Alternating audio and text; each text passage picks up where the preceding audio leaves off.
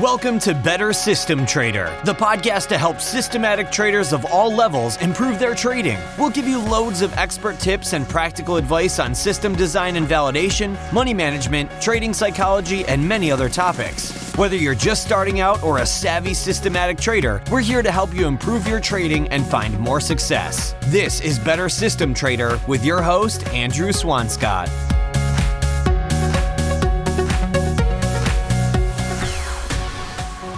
Hello and welcome to the Better System Trader podcast. Glad you're here with us for episode number 157.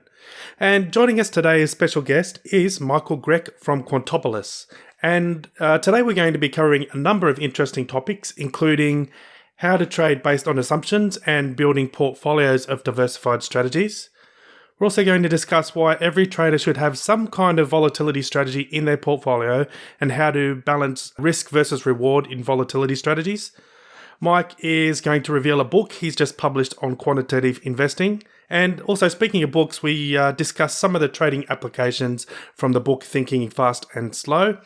And Mike is also going to let us in on a project he's currently working on that uses a combination of simple systems and artificial intelligence to mimic a human trader and also to calculate market probabilities. Very interesting project, that one. And we cover a whole lot more as well. So let's get into this episode now. Jump over to my chat with Michael Grech. Hi, Mike. It's really great to have you here today. Hi, Andrew. Thanks for having me. It's a pleasure to be here. No problems. Well, how about we just start with a little bit of your background first before we get into the trading stuff. So what's your background? Well, my background is actually in the oil and gas industry. I went to school to become a geophysicist, and then I worked in the oil and gas industry for a few years. I first did technical work, and then I did some business development type of work. And so from there, what actually got you interested in the markets? Well, about in 2005, I came back to Canada. I was working in the United States for a while, and then I came back to Canada, and my wife and I decided to start a business for 4 years, which we sold in 2009. And this was, 2008, 2009 was the time of the big financial crash. So anyways, I was watching my portfolio. I had been investing since I had started work like 10 years earlier. And I had not been doing well. I had been told when I started investing, I had been told that I should expect to make around 10% returns, just investing in stocks and bonds, the conventional approach. And I had nothing to show for it. I had maybe 0% or less. I had actually lost monies. And so I decided I need to start taking a more active role in managing my portfolio. So at that point, I started looking around to see what I can do. I started researching. Of course, I read all the Warren Buffett books, and I started with a value investing type approach. So that worked for a while. In 2009, of course, you couldn't miss. Like everything I bought pretty much doubled in value, from airline companies to oil companies, So, but then 2011, and things weren't working out so well. So, eventually, due to my background in mathematics, it led me to taking a more quantitative approach. Let's face it, I'm not Warren Buffett, so I can't spend days and days reading reports and trying to make assessments of what a company is going to do. But I do know how to program. So I decided I wanted to start quantifying my ideas, and I was making some observations, and I decided to test them out, and it worked. So that was my first strategy. And from then on, I decided to take a quantitative approach. Yeah. So do you think that background in mathematics and physics and your experience in the oil and gas industry really helped you to apply some of those techniques to the markets? Yes, I think it did. My background in particular, I have a couple of degrees in geophysics, and every time my specialty was in signal processing, and in the oil and gas industry, you essentially have images of the subsurface, and you're trying to discriminate signal from noise, and it's a time series, right? And so whether it's Earth data or whether it's financial data, it's still a time series. And so you need to be able to process that. So I think that was a natural evolution for me. Okay, so if we fast forward to today now, what type of trading do you do now? What's the basic philosophy behind your trading strategies? Well, my my philosophy is essentially 100% quantified philosophy. So essentially, 100% of my portfolio now is in quantified strategies. And my philosophy is that you can have true diversification by having different strategies for different markets, with different markets, I mean to say, as opposed to just buy and hold, for example. Like if you do buy and hold, right? Then buy and hold is you assuming that the economy is gonna grow, that the companies are gonna grow, but it's just one type of approach based on one assumption. Whereas if you have different strategies that exploit different characteristics of the market, then you are more diversified, more properly diversified. Yeah, I did actually see on your website you had a quote there. It says, I'm just looking in my notes here, true diversification comes from using different strategies with different assumptions, which is what you've just mentioned there. I found Yes. the use of the word assumption quite interesting. Can you explain a little bit more by, what exactly do you mean by different assumptions? Well, I think, whenever you trade or you invest, you don't trade in a vacuum. Even if you have a quantitative strategy, whatever it is, say you are, have a value-based strategy, you have some fundamental assumptions that you are making, whether you are aware of it or not. That strategy is based on some assumptions, and the strategy is only going to work until those assumptions are valid. Like, for example, again, if we go to the simple buy and hold, right? The underlying assumption is that the market is going to grow, the economy is going to grow, and the stocks are going to keep going up in price, so that maybe more people want them, right? Even if the economy doesn't grow. So there are some assumptions underlying there that that need to stay true for you to make money. And so, if you really want to diversify, then you need to have different assumptions and different strategies that reflect those different assumptions. Yeah. So where do you actually get these assumptions from to create trading ideas? Like, what's your process to finding these type of things? In terms of finding strategies, I think now most of the time, I find strategies based on experience and from spending a lot of time looking at charts. Like, for example, I spend time every day looking at the markets and looking at charts, and sometimes I notice things, and then you have to ask yourself why. If we want to look at a different assumption, for example, let's look at volatility. Volatility. When you look at, there's a website called VIXCentral.com where you can see the term structure of the VIX futures, right? And in normal circumstances, the far futures are have a higher price than the near-term futures, right? So in that case, the assumption is that as the term gets nearer in time, then the price of the future is gonna come down. So that's the normal condition. So that's a different assumption, let's say, than buy and hold, right? Yeah, I did actually notice on your website too that you have a number of different strategies, and you have a volatility strategy in the portfolio there. So how important do you think it is to include volatility in a portfolio? Well, in my opinion, I think everybody should have some kind of volatility strategy in their portfolio. I think volatility is an asset class unto itself, and it has particular properties that, as far as I know, nothing else has. Namely, this contango effect. That the future prices are higher price than the near future. So that's not in stocks. That's not in anything else. So I think volatility offers some unique opportunities for the trader and even for the investor. Yeah, yeah. I think trading those volatility products though can they can go nicely for a while, and then suddenly it can get a bit crazy. So how do you balance the risk versus the reward when trading volatility in a portfolio?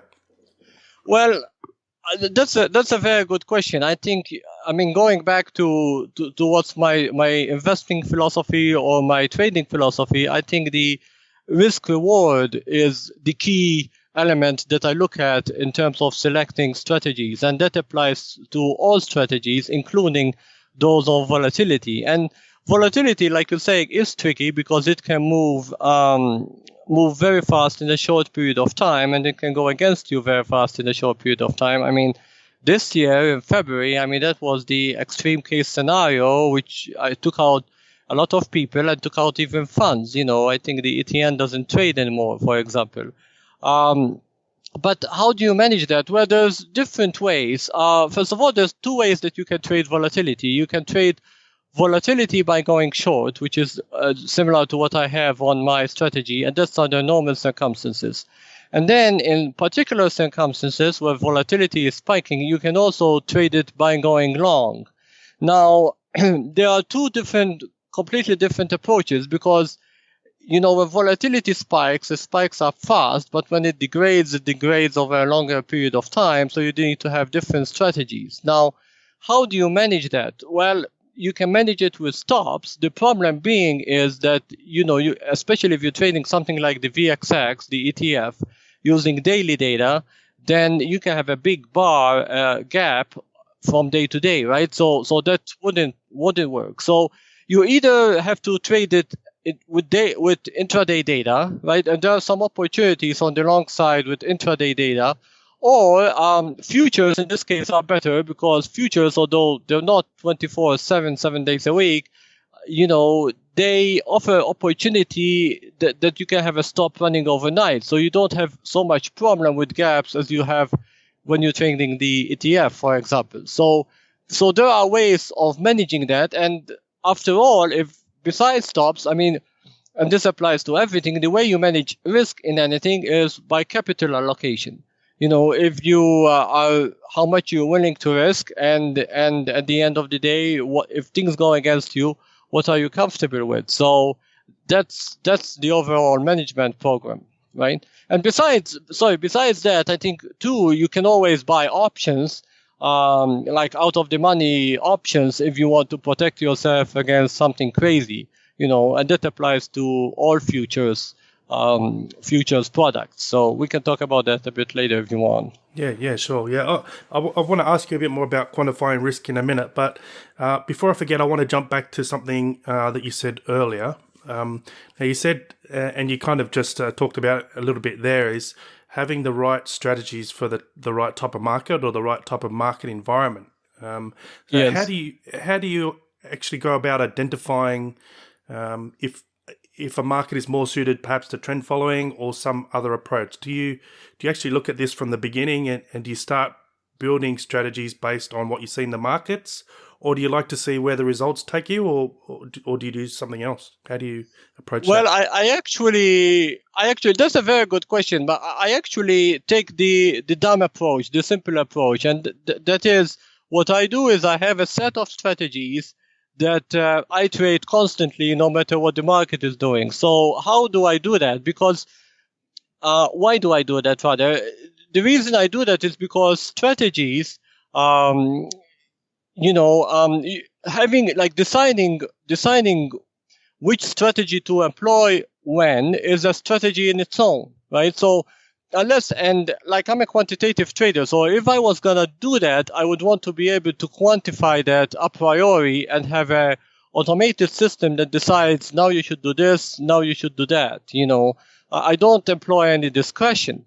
Even though I do have opinions of what I think the market is gonna do, I stick to my strategies. And the way I can do that is because I make sure before I employ any strategy that I test it in all kinds of markets. And to me, there are 9 types of markets. There are up markets, down markets, flat markets, and then there is low, medium, and high volatility markets. So you have this 9 market matrix, and you want to make sure that your strategies can keep performing or can survive through those rough periods, And so my approach is to diversify by having different strategies, and then sure, some strategy will be going through a rough period, but hopefully the other ones are still doing well, and so they can make up for it. Yeah. So that's my approach. It's a simple approach. Yeah. So when you're testing your strategies against these 9 different types of markets, do you ever look at adjusting the parameters in the strategy to become more adaptive to changing conditions, or perhaps even identifying times when the strategy doesn't work at all and maybe reducing the position size or switching them off? Do you ever do anything like that?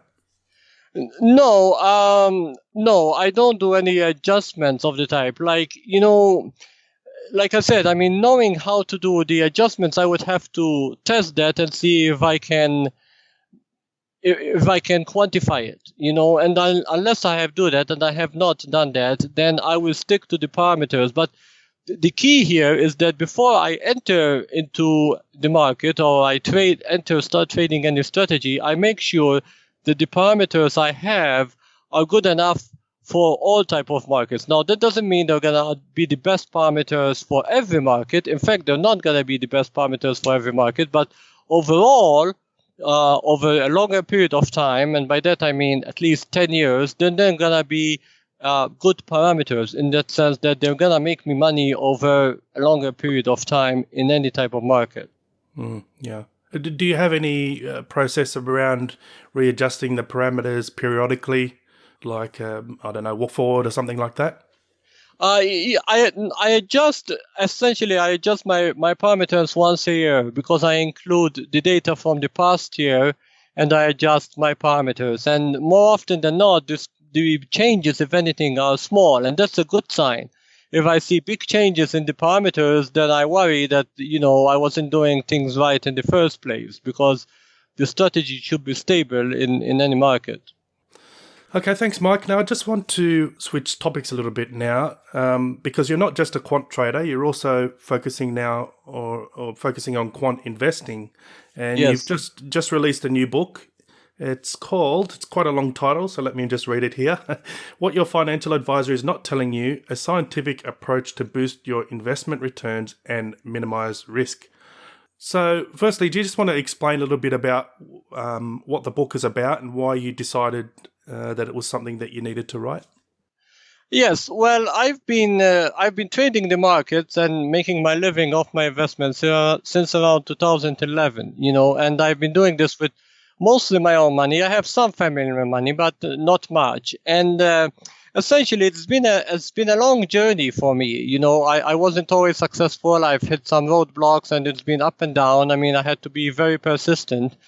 But I've learned a lot during this period of time, and now I'm in a position where I have a good bunch of strategies for me, and I want to be able to take it to the next level and offer this as a service to other people, so that other people can learn from my experience, and also be able to take advantage of the quantitative approach. I very, very strongly believe in the quantitative approach, and so I want other people to be able to take advantage of it too. So essentially, the book is my story and my journey, and I take a deeper look at conventional investing and how that let me down, and what I did to fix it and turn it around, and where I am now.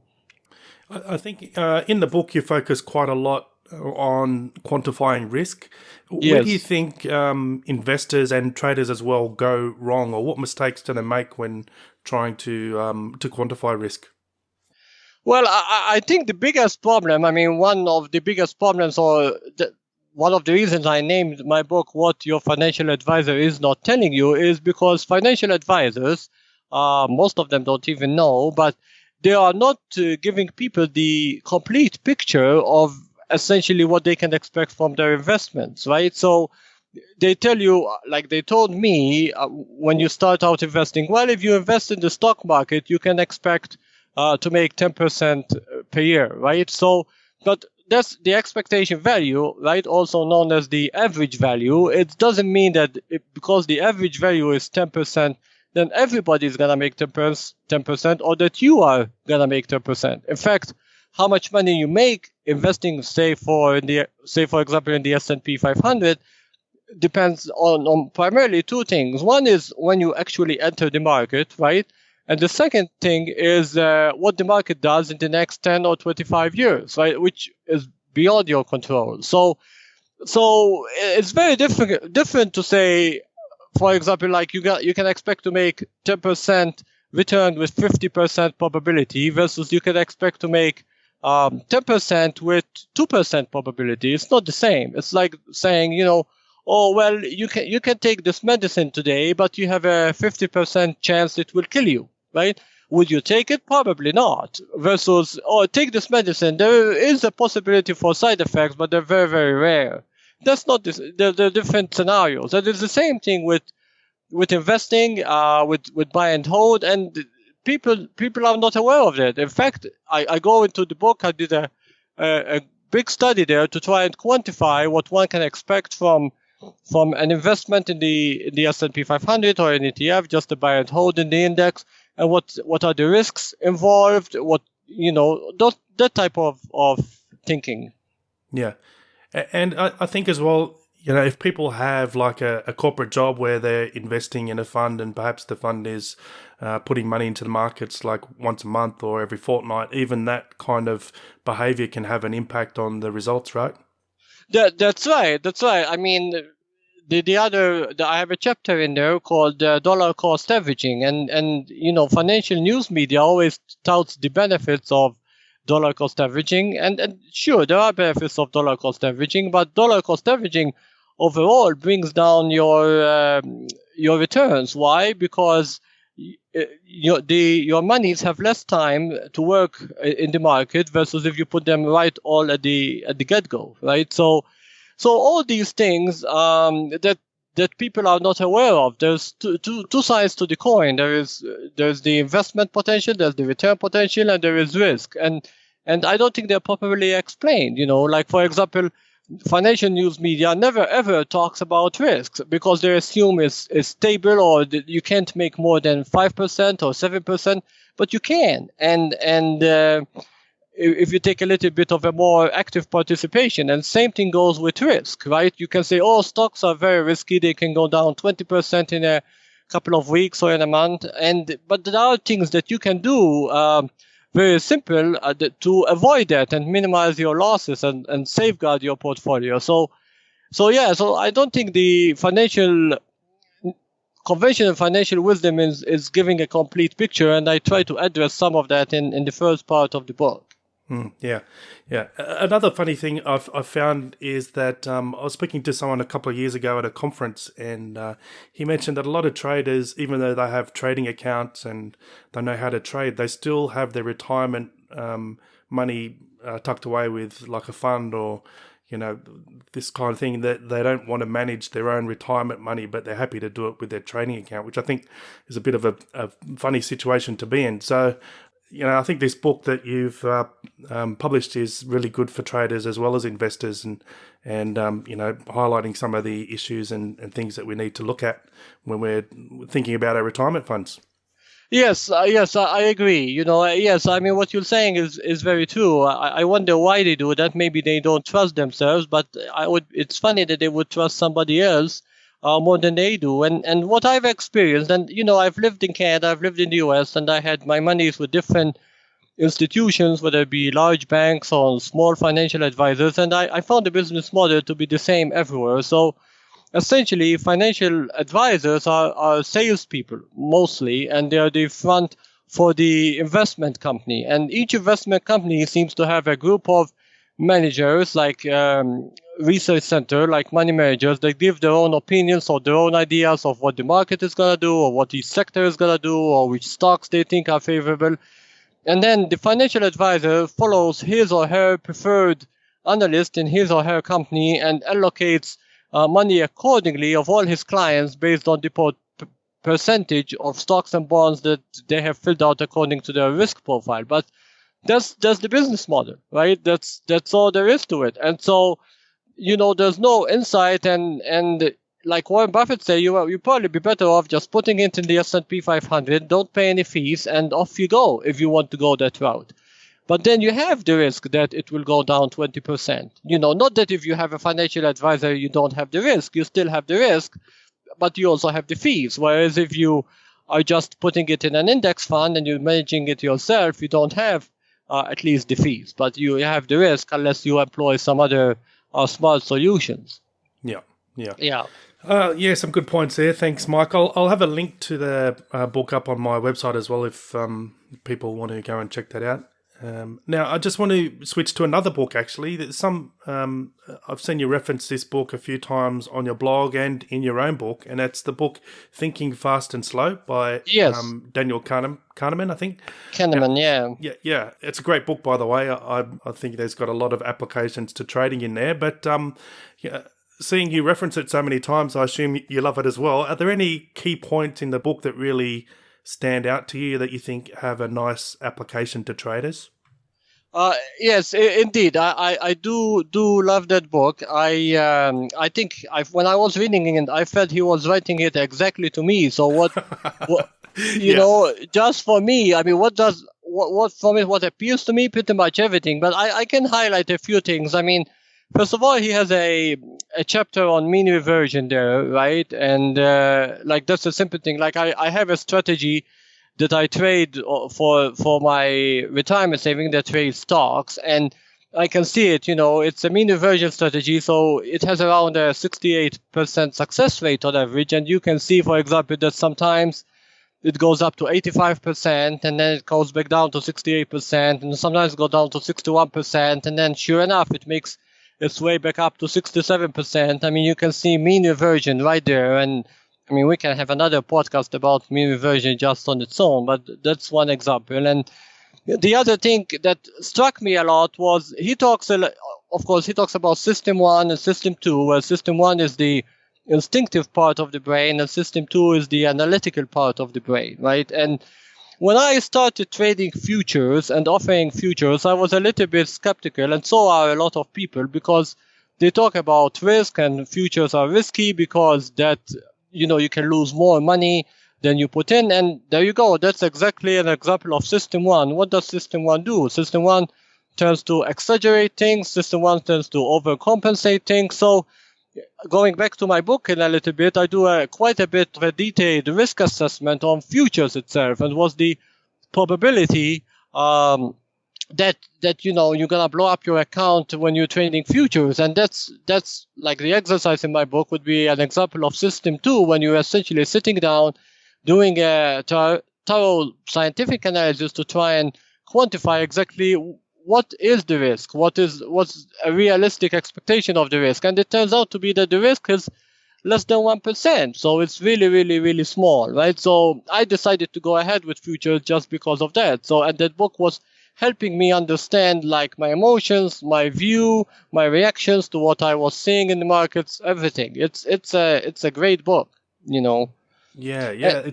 Sorry, go on. Oh, I was gonna mention too. I mean, one other thing I like too. He gives an example there where he was hired by some investment firm in New York, I believe, and they hired him to see if there was any.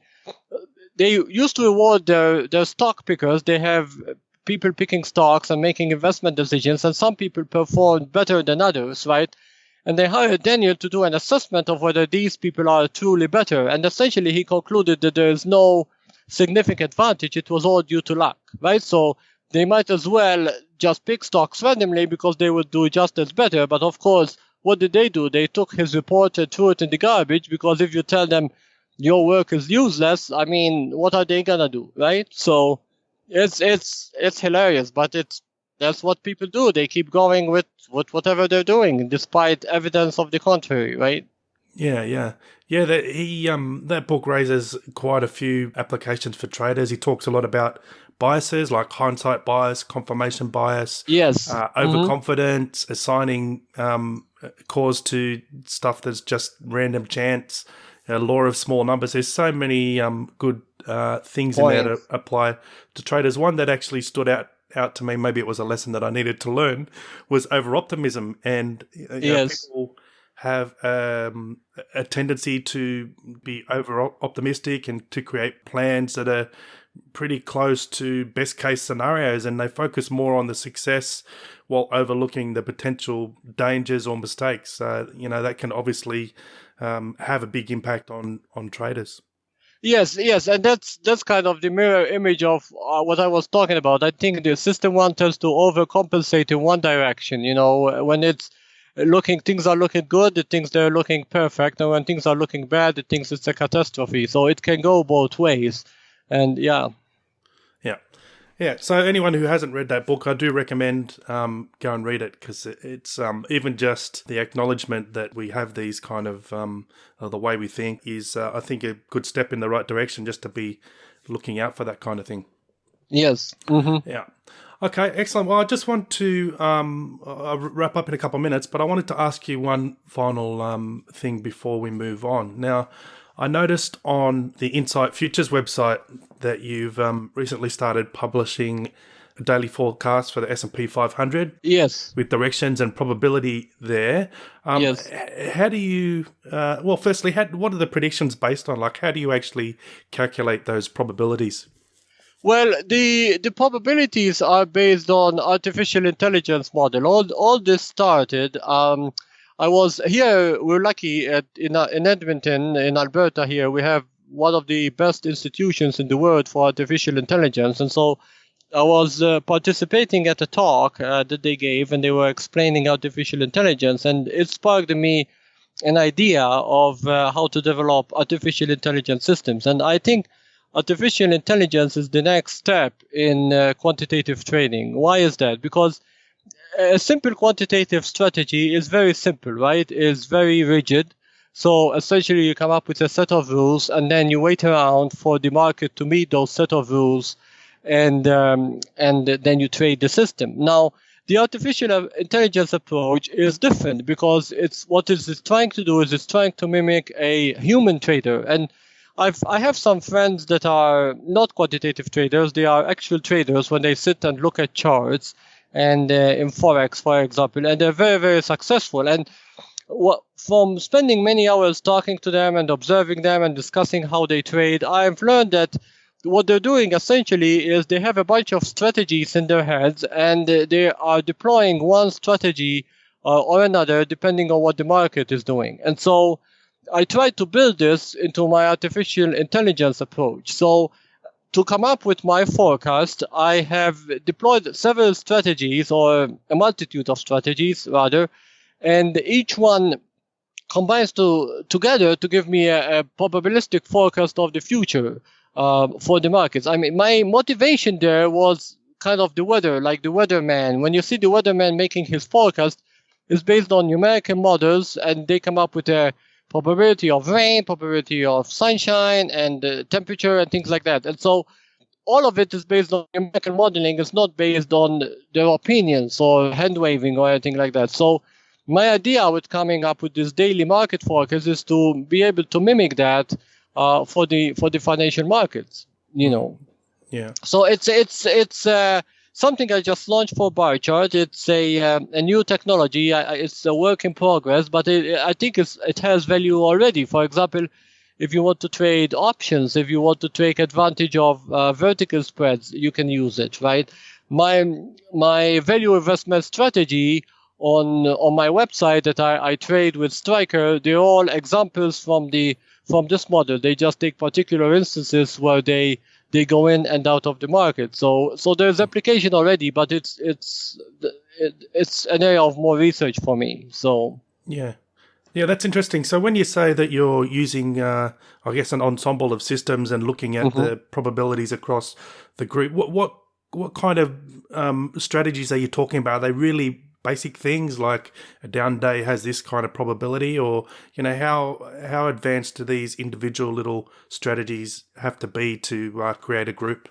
Well, I think the key criteria, I mean, they can be as advanced or as simple as you want, right? I mean, you have to find whatever you feel comfortable that you're describing the market. Like when you look at a chart as an individual, you're looking at different things. You're looking at trend, you're looking at pullbacks, you're looking at support and resistance. So the more myriads of ways that you can describe the market, and then you have it in your head and you come to some conclusion or some opinion of what you think the market is going to do.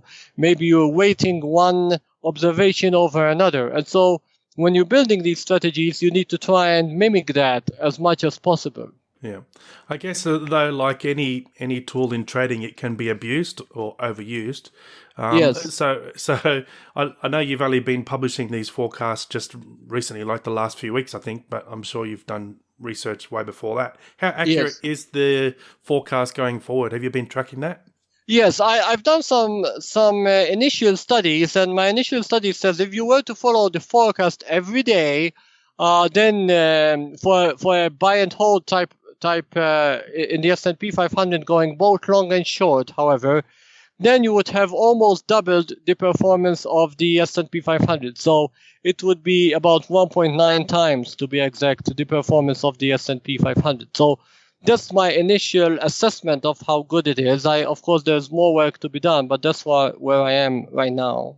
Yeah. So I guess what's the end game for this research that you're doing? What do you hope to apply? How do you hope to apply this in the future?